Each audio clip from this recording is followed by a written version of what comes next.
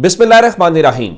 लाखों करोड़ों दुरूदो सलाम मोहम्मद मुस्तफ़ा सल्लल्लाहु अलैहि वसल्लम और आले मोहम्मद पर। मैं हूं उमर दराज गोंदल। जो बातचीत है, मुज़ाकरात है, दोनों जानब से इंगेजमेंट्स हैं, उसके दौरान में एक बात बार बार सुनाई दे रही थी और वो कौमी हुकूमत थी। अब कौमी हुकूमत कैसे बनेगी, क्यों बनेगी, ये सवाल अपनी जगह पे मौजूद था।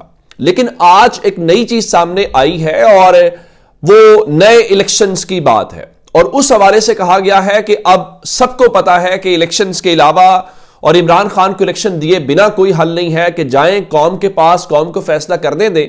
लेकिन असल बात यह है कि कब, कैसे, यह है, इसके ऊपर सारा मामला फंसा हुआ है। बाकी सारी बातें, जब हुकूमत मुज़ाकरात की तरफ जा रही है तो हुकूमत को भी पता है कि हमारे पास कुछ नहीं है और पीटीआई ने हमें ऑल ओवर जो है वो डोमिनेट किया हुआ है।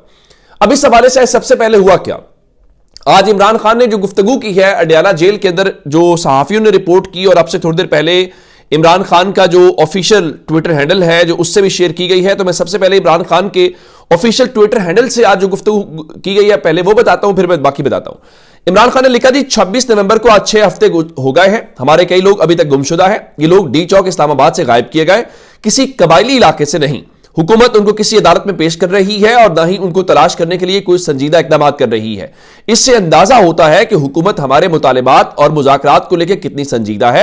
हमने आज गुमशुदा अफराद के मामले पर कमेटी बना दी है जिसकी सरबराही सीनियर वकील काजी अनवर करेंगे।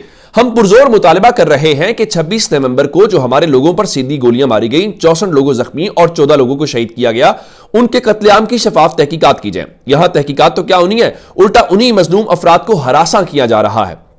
कोटली सतिया से हमारे 17 साल कारकुन अनीस शहजाद सत्ती को शहीद किया गया, फिर उसके गमजदा खानदान को हरासा किया गया कि वो अपना केस वापस लें।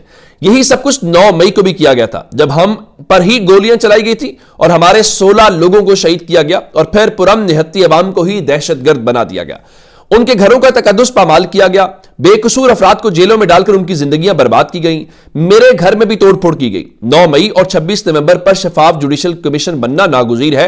मैं इस वाक़े को तब तक भूलने नहीं दूंगा जब तक मजलूमों को इंसाफ ना मिल जाए। अच्छा, इसके बाद इमरान खान ने कहा कि मेरे मुतालिबात जायज और माकूल हैं, लेकिन हुकूमत उन पर संजीदा नहीं है।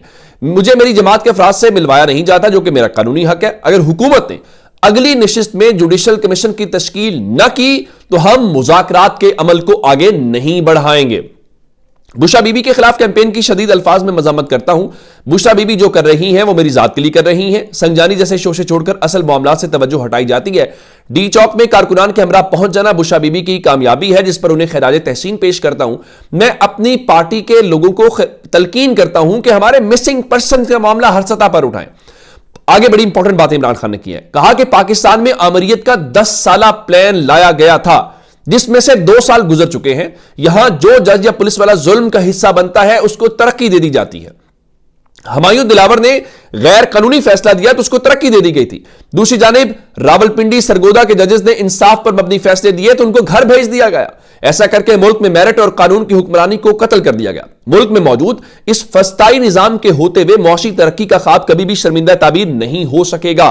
मुआशी खुशहाली के लिए सरमायाकारी जरूरी है और सरमायाकारी मुल्क में इदारों के अपने हुदूद और कुयूद में रहते हुए अपनी आईनी जिम्मेदारी पूरी किए बगैर मुमकिन नहीं है।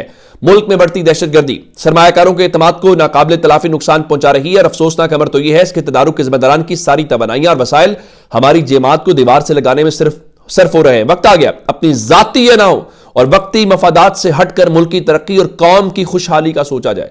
यानी इमरान खान ने आज भी यह कहा है कि अभी भी वक्त है कि इस जाती चीजों से निकलो। लेकिन इलेक्शन वाला मामला मैं आपको बताना चाहता हूं। अब इमरान खान जो बात कर रहे हैं वो अभी भी कह रहे हैं अभी भी रास्ता है, अभी भी वक्त है, अभी भी संभल जाओ। अब इस हवाले से फवाद चौधरी साहब की आज मुलाकात इमरान खान से हुई और उनकी अहलिया हिबा फवाद भी यही दावा कर रही थी, लेकिन फिर कुछ और भी, उनका हिबा को तो जाने नहीं दिया गया, लेकिन खैर उनका दावा है कि उनकी मुलाकात हुई है। फवाद चौधरी ने आज टीवी के ऊपर बैठ के कहा है मुज़ाकरात में एक ही नुक्ता है कि आपने इमरान खान को इलेक्शन देने हैं। नए इलेक्शंस के लिए हुकूमत इमरान खान से वक्त चाहती है, वो 8 या 14 महीने हो सकते हैं। यानी इसमें खबर असल यह है कि हुकूमत को भी पता है कि बात इलेक्शंस की तरफ जानी है। अब जरा मिलाइए जरा उस कौमी हुकूमत के तस्वुर से जो कि हम काफी अरसे से इधर उधर से सुन रहे हैं। अब जब वो कह रहे हैं कि अब असल मामला यह है कि ये इलेक्शंस 8 महीने के बाद होते हैं या 14 महीने के बाद होते हैं, 14 महीने का मतलब यह है कि 2026 चले। इसकी एक और सूरत आई और वो शाहिद मेतला जर्नलिस्ट है, उन्होंने 8:17 के ऊपर आज एक ट्वीट किया और लिखा कि इलेक्शन ईयर 2026 यानी 2026 इंतखाबात का साल। अब इस वक्त एक स्टोरी सर्कुलेट क्या कर रही है जो मुख्तलिफ हलकों में है कि बुनियादी तौर पे कौमी हुकूमत बना दी जाए और उस कौमी हुकूमत के बाद सबको कहा जाए कि जाए नून लीग भी अपनी कैंपेन करे, पीपल्स पार्टी भी करे, पीटीआई भी करे और फिर कौम से फैसला करवा लेते हैं। और कौम का फैसला सबको पता है। और क्या ये मुस्लिम लीग नून और पीपल्स पार्टी बर्दाश्त करेंगे? ये भी एक बड़ा बुनियादी सवाल है। तो अब तहरीक इंसाफ आज इमरान खान ने फिर वो मंजूरी समझ लीजिए जो कह रहे हैं ना कि अपने जाती मफादात और वक्ती मफादात से अना से हटे, मुल्क की खुशहाली तरक्की का सोचे। अब उस पर कौन सोचेगा? मैं आपको दुबई वाली मुलाकात का अहवाल बताना चाहता हूं। इला माशाल्लाह खलीजी ममालिक जो हैं वो पाकिस्तान के साथ खड़े होते थे, वो इंडिया की तरफ जाते हुए ना पाकिस्तान की तरफ देखते थे कि कहीं पाकिस्तान नाराज तो नहीं हो जाएगा, लेकिन हमारी कोई स्टैंडिंग थी, हम किसी जगह के ऊपर थे। अब इंडिया, आप देख लीजिए क्राउन प्रिंस कितनी बार हमारे खलीजी ममालिक के दोस्त कितनी बार आए हैं इंडिया में पिछले 1-2 साल में और कितनी बार पाकिस्तान आए हैं। फिर हमारे लोगों ने कितनी बार सऊदी अरब का या खलीजी ममालिक का विजिट किया और किस मकसद के लिए किया और इंडिया ने किस लिए विजिट किया, आपको पिक्चर क्लियर हो जाएगी। आज की बड़ी खबर क्या है? आज की बड़ी खबर यह है कि हम अफगानिस्तान के साथ यानी जो हमारी सूरत हाल मशरिक के बॉर्डर के ऊपर थी वही मगरिब के बॉर्डर के ऊपर कर रहे हैं और हम कहते थे ये हमारी स्ट्रेटेजिक डेप्थ है। आज इंडिया के foreign secretary, not foreign minister, foreign जो उनके सेक्रेटरी हैं विक्रम मिस्री, वो आज दुबई में अफगानिस्तान के जो वजीर खारजा हैं मौलवी अमीर खान मुत्तकी, उनसे दुबई में मिले हैं। और ये जो मुलाकात का अहवाल है वो अफगानिस्तान की जो वजारत खारजा है उन्होंने लिखा, मैं पढ़ के सुना देता हूं। Both side discuss India's ongoing humanitarian assistance to Afghanistan, bilateral issues and security situation in the region. यानी वो कह रहे हैं कि हमने दोनों साइडों ने जो इंडिया मदद कर रहा है अफगानिस्तान की और बाहमी ताल्लुकात और खित्ते में सिक्योरिटी के मामला डिस्कस किए हैं।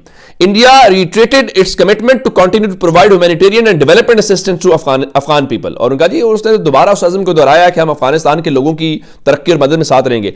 Agree to promote trade and commerce including through Chabahar port. Important बात क्या है? वो कह रहे हैं कि हमने इस बात के ऊपर इत्तेफाक किया है कि हम तिजारत को करेंगे चाबहार पोर्ट के जरिए, यानी वो पाकिस्तान को, क्योंकि आप जानते हैं कि हम वो अफगान ट्रांजिट ट्रेड वाला मामला है। India will also extend its support to the health sector and rehabilitation of refugees in the country. और ये वो इंडिया है जिसने, जब ये अफगानिस्तान वाली गवर्नमेंट आई तो उसने अपने लोगों को वहां पे अफगानियों को पनाह नहीं दी। और हम कहां पे हैं? हमारे फैसला साज कहां पे हैं? वजह क्या है? इंडिया में फॉरेन सेक्रेटरी उनके फॉरेन मिनिस्टर से मिल रहा है। चूंकि सिफारतकारी बड़ी बारीक चीज है, ये सिफारतकार कर सकते हैं। जब आप हर चीज पाकिस्तान में एक हाथ में ले लेंगे फिर ये मामलात नहीं बनेंगे। खलीजी ममालिक निकल गए हाथ से, इंडिया का और आज हम कहां। और अब अफगानिस्तान भी वो कर रहे हैं, तो आप कर क्या रहे हैं फिर? और आप ये कर लीजिए कि आप इमरान खान को फिक्स कर लीजिए और इमरान खान के हवाले से, और फिर उधर जो अमेरिका में एमपीज हैं वो पाकिस्तान की फॉरेन एड बंद करने की बात कर रहे हैं और एलन मस्क उसकी हिमायत कर रहे हैं। तो आप अंदाजा लगाइए कि आने वाला मंजरनामा है कैसा। और फिर आज कुछ खबरें जो जाहिर है पाकिस्तान की मीडिया पर रिपोर्ट नहीं हो रही और ना कहीं बात हो रही है, वो खुजदार से मुतल्लिक है और वो अच्छी खबरें नहीं हैं। और शायद हमें संजीदगी का भी आलम हमारा ये है कि जब आप मोहसिन नकवी जैसे लोगों को जो कहें कि SHO की मार है उनको करें और उनको नवाजें, उनकी कोई अकाउंटेबिलिटी ना करें। और फिर जो लोग सवाल करें इसलिए आप उनको गद्दार कहें, उन पर मुकदमात बनाएं इसलिए कि वो बात कर रहे हैं कि भाई कोई अकल के काम ले लो, हम बतौर कौम ये डिजर्व नहीं करते, हम नलायक नाकाम मुआशरा नहीं हैं, हम कौम नाकाम नहीं है, हम आगे जा सकते हैं, हम आगे गए हैं, हम दुनिया के लिए रोल मॉडल रहे हैं, दुनिया हमें देख के हमसे बहुत आगे चली गई, हमसे सीख के, हमारे मॉडल्स को फॉलो करके। लेकिन हम इन चीजों के अंदर है, उसकी वजह यह है जब आप खुद को सिर्फ समझेंगे, इस मुल्क में चंद अफराद समझे कि हम फैसला साज हैं, हम अक्लमंद हैं और कौम इज्तिमाई तौर पर अक्लमंद नहीं है, तो फिर मेरा ख्याल है यही होगा। लेकिन अब भी वही इमरान खान वाली लाइन है कि अपनी अनाओ, ज़ाती मफादात, वक्ती मफादात से निकल के पाकिस्तान का सोचें। देर हमने पहले भी कर ली है, अब मजीद हमने की तो फिर मेरा ख्याल है कुछ हमारे पास बचेगा नहीं। अपना बहुत सारा ख्याल रखिएगा। खुदा हाफिज़।